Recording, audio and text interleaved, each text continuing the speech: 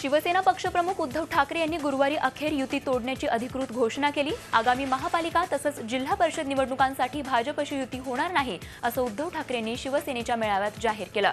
50 वर्षांच्या वाटचालीत शिवसेनेची 25 वर्ष युतीमध्ये सडली, पण यापुढे युतीसाठी कुणाच्याही दारासमोर कटोरा घेऊन भीक मागणार नाही। शिवसेना एकट्याने महाराष्ट्रावर भगवा फडकवेल असा निर्धार त्यांनी यावेळी केला।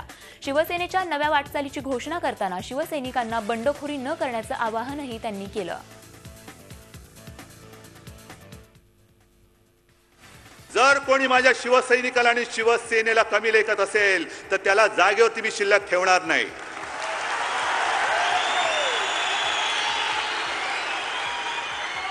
मला कल्पना आहे की 25 वर्ष आमची सडल्यानंतर आज मी आपल्या शिवसेनेच्या नवीन वाटचालीची घोषणा करतोय। सोबत देणार आहात? माझी तयारी निखाऱ्यावरती चालण्याची आहे, तुमची तयारी आहे? मला माझ्या सोबत निखाऱ्यावरनं चालणारे सैनिक पाहिजेत, इथले निखारे नको आहेत। मला माझ्या सोबत अन्यायावरती वार करणारे सैनिक पाहिजेत, पाठीत वार करणारे सैनिक नको आहेत। आणि जर मी निर्णय घेतल्यानंतर माझ्या शिवसेनेमध्ये एक सुद्धा सैनिक बंडखोर म्हणून माझ्या अंगावरती येता कामा नये।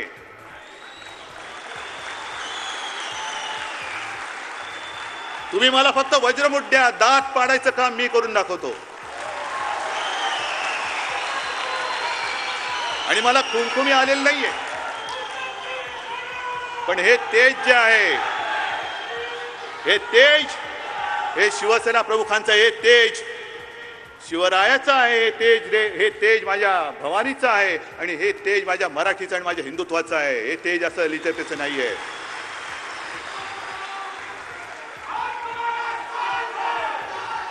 आणि तुम्ही मला जर का वचन देत असाल तर आज मी निर्णय घेतोय,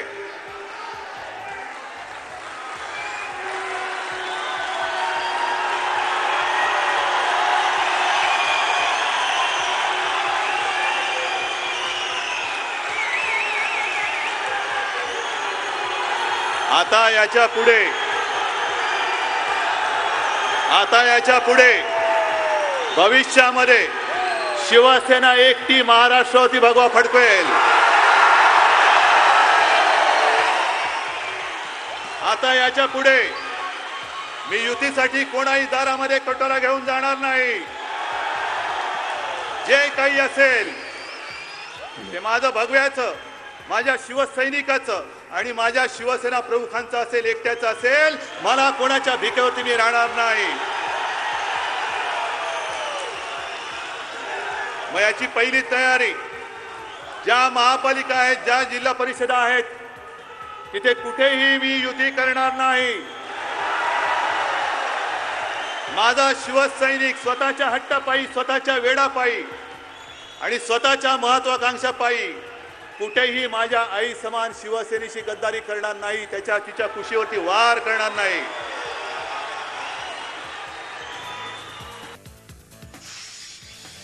शिवसेना पक्षप्रमुख उद्धव ठाकरेंनी भाजपसोबतची 25 वर्षांची युती तोडल्यानंतर मुख्यमंत्र्यांनी ट्विटरवरून प्रत्युत्तर दिलंय। जे येतील त्यांच्यासोबत नाही येणार, त्यांच्याशिवाय परिवर्तन करू असं ट्विट मुख्यमंत्र्यांनी केलंय। पारदर्शी कारभार हाच आमचा मूलमंत्र आहे असा टोला त्यांनी शिवसेनेला मारलाय। सत्ता हे साध्य नसून विकासाचं साधन असल्याचं ते म्हणाले।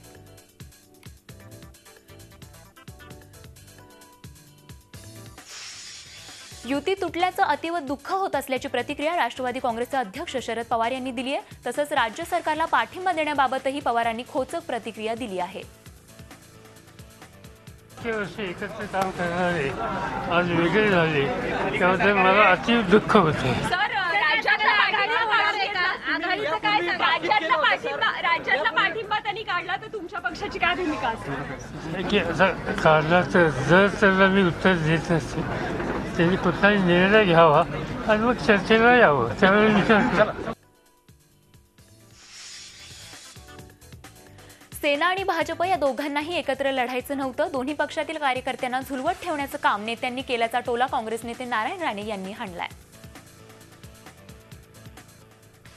25 वर्षात विकास केला नाही, भ्रष्टाचार केला आणि आता युती तुटते आहे। लोकांना बरं वाटलं असेल आणि लोक त्यामुळेच या निवडणुकीत शिवसेना BJPपेक्षा काँग्रेसला पसंत करतील आणि काँग्रेसच्या आता सत्ता देतील असं मला विश्वास वाटतो. विरारमध्ये शिवसेना मनसेच्या पदाधिकाऱ्यांनी फटाके वाजवून युती तुटल्याचा आनंद साजरा केला. विरार मनवेलपाडा तलाव समोर महाराष्ट्र नवनिर्माण सेना आणि शिवसेनेच्या पदाधिकाऱ्यांनी दोन्ही पक्षाचे झेंडे फडकावत फटाक्यांची आतिषबाजी करत आपला आनंद साजरा केला. या निमित्तानं विभागलेले दोन भाऊ पुन्हा एकत्र यावेत आणि मुंबई महापालिकेवर भगवा फडकावा अशी अपेक्षाही यावेळी कार्यकर्त्यांनी व्यक्त केली.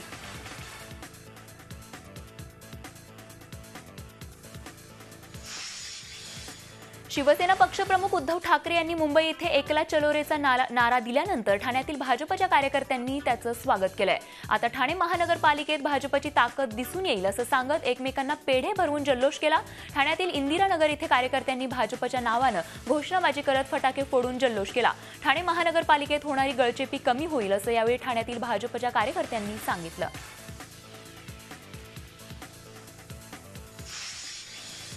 शिवसेना पक्षप्रमुख उद्धव ठाकरेंनी युती तुटल्याची घोषणा केल्यानंतर भाजपचे नेतेही महापालिका निवडणुकीसाठी सज्ज झालेत.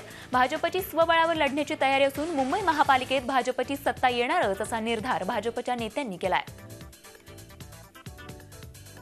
शिवसेना आमच्या सोबत यावं अशी आमची इच्छा होती, परंतु सोबत असाल तर तुमच्यासह, तुम्ही नसाल तर तुमच्याशिवाय मुंबई महापालिका, राज्यातल्या महापालिका आणि जिल्हा परिषद पंचायत समितीवर भारतीय जनता पार्टीचा ध्वज फडकेल यामध्ये आमच्या मनामध्ये कुठल्याही प्रकारची शंका नाही. मुंबई महापालिकेत आम्हाला पारदर्शकता हवी आहे. खड्डेमुक्त, भ्रष्टाचार मुक्त मुंबईची आम्ही मागणी केली आणि त्यामुळे जर कोणी खूप एवढे दुःखी आणि व्यथित होत असेल तर मी काही करू शकत नाही. देवेंद्र फडणवीसच्या नेतृत्वाखाली मुंबई महापालिकेत आम्ही पारदर्शकता आणणार, खड्डेमुक्त, भ्रष्टाचार मुक्त मुंबई महापालिका बनवणार. कोल्हापूर जिल्हा परिषदेच्या निवडणुकीसाठी इच्छुकांच्या मुलाखती घेण्याचा मुहूर्त अखेर शिवसेनेला सापडलाय. जिल्हा परिषदेच्या निवडणुकीची सर्वच पक्ष जोरदारपणे तयारी करताना पाहायला मिळाले. मात्र जिल्ह्यात 6 आमदार असलेली शिवसेना यामध्ये कुठेतरी मागे पडताना दिसतेय. त्यामुळे जिल्हा परिषदेवर भगवा कसा फडकणार असा सवाल सामान्य शिवसैनिकांना पडलाय. युती संदर्भात अद्याप भाजपशी कोणतीही बोलणी झाली नाहीत. सन्मानानं जागा दिल्या तर युती होईल, अन्यथा आम्ही स्वतंत्र लढणार असल्याचं मत सेनेच्या नेत्यांनी व्यक्त केलंय.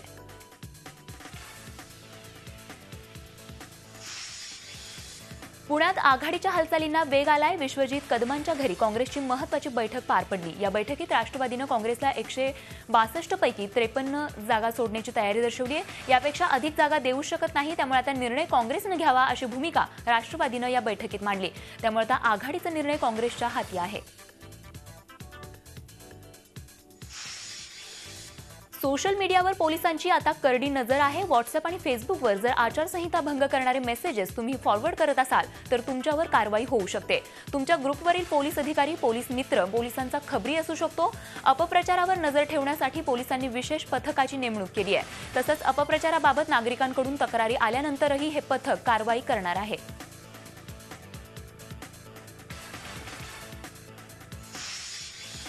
भाजपमध्ये सध्या इनकमिंग जोरात सुरू आहे. माजी मंत्री संजय देशमुख यांनी काँग्रेसचा त्याग करून भाजपमध्ये प्रवेश केलाय.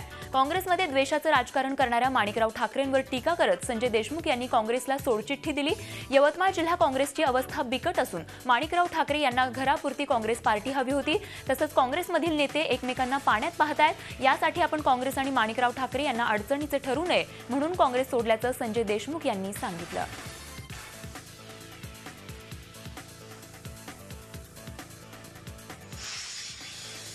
यवतमाळ जिल्हा परिषदेच्या 6 गट आणि 12 गणाच्या निवडणुका लांबणीवर पडल्या आहेत. येत्या 16 फेब्रुवारीला या निवडणुका होणार होत्या. जिल्हा परिषदेचे 61 गट आहेत. यामध्ये विडूळ चातारा या 61 क्रमांकाच्या गटाच्या आरक्षणावरून वाद निर्माण झाला होता. या गटाचं आरक्षण सामान्य महिलांसाठी निघालं होतं. याआधी 2012 मध्ये हा गट मागास प्रवर्गासाठी आणि तत्पूर्वी 2007 मध्ये हा गट सामान्य महिलांसाठी आरक्षित होता. यावेळी वेगळे आरक्षण अपेक्षित असताना हा गट सामान्य महिलेसाठी आरक्षित झालाय. याच संदर्भात दाखल करण्यात आलेल्या याचिकेदरम्यान जिल्हा निवडणूक आयोगानं हे आरक्षण चुकीचं असल्याचं म्हटलंय.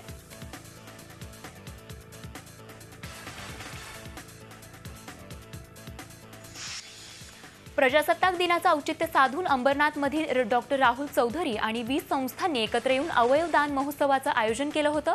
या महोत्सवात तरुण तरुणी, महिला आणि अगदी 80 वर्षांच्या वृद्धांनीही अवयव दान तर काहींनी देहदान करण्याचा निर्णय घेत अर्ज भरला। या महोत्सवाला मागील वर्षी पुण्याहून ग्रीन कॉरिडॉर करून मुंबईत पहिल्यांदा ज्यांच्यावर यशस्वीपणे हृदय प्रत्यारोपण करण्यात आलं होतं त्या अनवर शेखनं भेट देत आपले अनुभव इतरांना सांगितले। जवळजवळ 200 नागरिकांनी यावेळी देहदान आणि अवयवदानाचा निर्णय घेत अर्ज भरले।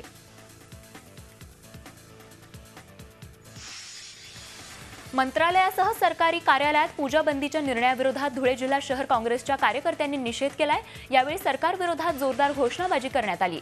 देवदेवतांच्या नावानं मतं मागणाऱ्या सरकारचा हा तुघलकी निर्णय असून सरकारने सर्वसामान्यांच्या भावनांचा अपमान केल्याचा आरोप यावेळी आंदोलकांनी केला। लातूरच्या बहुचर्चित कल्पनागिरी खून प्रकरणातील मुख्य आरोपी महेंद्रसिंग चौहानच्या कुटुंबियांनी लाक्षणिक उपोषण सुरू केलंय। महेंद्रसिंग चौहानच्या कुटुंबियांची नार्को टेस्ट करण्याची मागणी खुद्द त्यांच्या कुटुंबियांनीच केली आहे। यामध्ये चव्हाण कुटुंबातील 30 ते 40 जणांचा समावेश होता। प्रजासत्ताक दिनाचं औचित्य साधत जिल्हाधिकारी कार्यालयापुढे हे आंदोलन करण्यात आलं। कल्पनागिरी खून प्रकरणाचं गूढ उकलावं यासाठी हे आंदोलन करण्यात आलं। प्रजासत्ताक दिनानिमित्त धुळे जिल्हाधिकारी कार्यालयात आयोजित ध्वजारोहण कार्यक्रमावेळी एका व्यक्तीनं आत्मदहनाचा प्रयत्न केला। रमेश चौधरी असं या व्यक्तीचं नाव आहे। चौधरी यांचा एका व्यक्तीसोबत जमिनीचा वाद आहे। महसूल प्रशासनाने चुकीच्या पद्धतीनं जमीन मोजल्याचा आरोप करत चौधरी यांनी स्वतःला जाळून घेण्याचा प्रयत्न केला। या प्रकारामुळे जिल्हाधिकारी कार्यालयात काही काळ तणाव निर्माण झाला होता। पोलिसांनी चौधरींना ताब्यात घेऊन त्यांच्या विरोधात आत्महत्याचा प्रयत्न केल्याचा गुन्हा दाखल केलाय।